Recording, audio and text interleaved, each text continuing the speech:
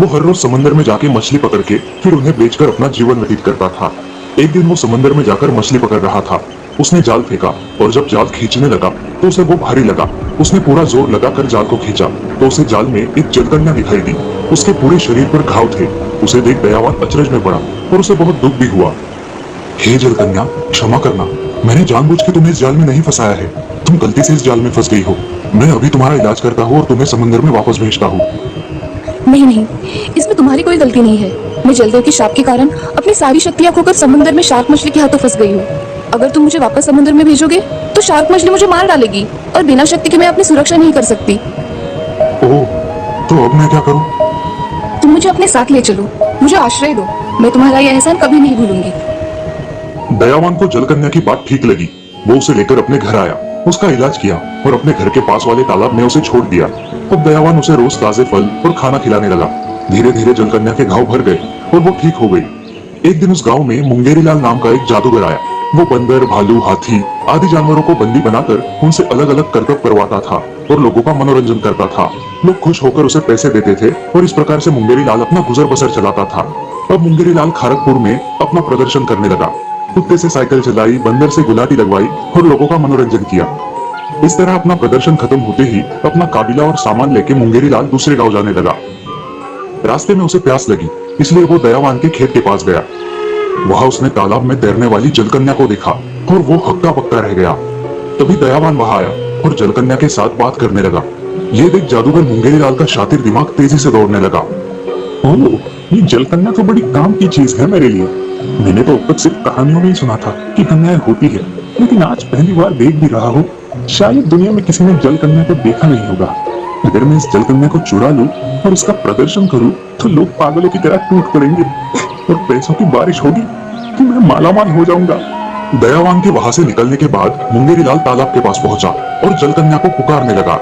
हे जलपरी, कहाँ हो तुम? आ जाओ, मैं तुम्हारा पालन करूंगा, तुम्हें प्यार दूंगा। मेरी जान, जल्द आ जाओ। जादूगर मुंगेरीलाल की आवाज सुनकर जलकन्या पानी से बाहर आई। उसने तुरंत जाल फेंक कर जलकन्या को बंदी बनाया। फिर वो उसे अपने गोडाउन में ले गया। वहां एक कांच के बक्से में उसे रखकर वो बक्सा पानी से भर दिया। फिर उस बक्से को अपनी गाड़ी पे लाद कर उस गांव से निकल गया। जब दयावान वापस तालाब के पास आया तो वह जलकन्या को ना देखकर चिंतित हो गया।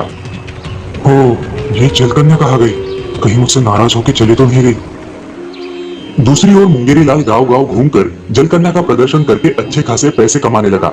जलकन्या को देखने के लिए भीड़ होने लगी। राज्य के राजा रानी भी जलकन्या को देखने आए। मुंगेरीलाल ने जलकन्या के कांच के बक्से से कपड़ा हटाया। देखिए देखिए, कुदरत का अनोखा करिश्मा देखिए। ना कभी किसी ने सुना होगा, ना पहले कभी देखा होगा। जलपरी को देखते ही लोग हक्का बक्का रह गए और खुशी से तालियां बजाने लगे।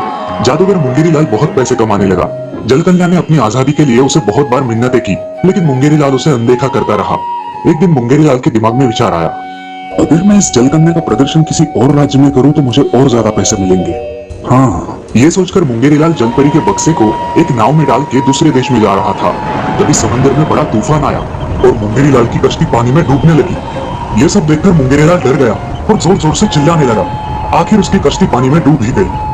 तब जलकन्या का कांच का बक्सा समुद्र के एक बड़े पत्थर पे जाके गिरा और टूट गया। जलकन्या आजाद हो गई। वो तैरती हुई ऊपर की तरफ आने लगी। तभी उसने डूबते हुए मुंगेरीलाल को देखा और तुरंत वहां पहुंचकर उसे बड़े परिश्रम से पानी से बाहर खींच लाई। जब मुंगेरीलाल को होश आया तब उसे अपनी गलती का एहसास हो गया और उसने जलकन्या से माफी मांगी। हे जलकन्या, मुझे क्षमा कर दो। मैंने तुम्हारे साथ बहुत बुरा सलूक किया है, फिर भी तुमने मेरी जान बचाई। मैं तुम्हारे लिए कुछ करना चाहता हूँ। मुंगेरीलाल तुरंत जलकन्या को दयावान के पास ले गया। दयावान, मैंने तुम्हारी जलकन्या को चुराया था, मुझे माफ कर दो। और ये सारे पैसे जो जलकन्या का प्रदर्शन करके मुझे मिले थे, ये भी तुम रख लो। जादूगर मुंगेरीलाल वहां से चला गया। जलकन्या कुछ और दिनों के लिए दयावान के तालाब में खुशी से रही। कुछ दिन बाद उसे उसकी सारी शक्तियां वापस मिल गई। उसने दयावान को बहुत सारा धन, सोना, चांदी आदि दिया और वापस अपने समुद्र के देश चली गई।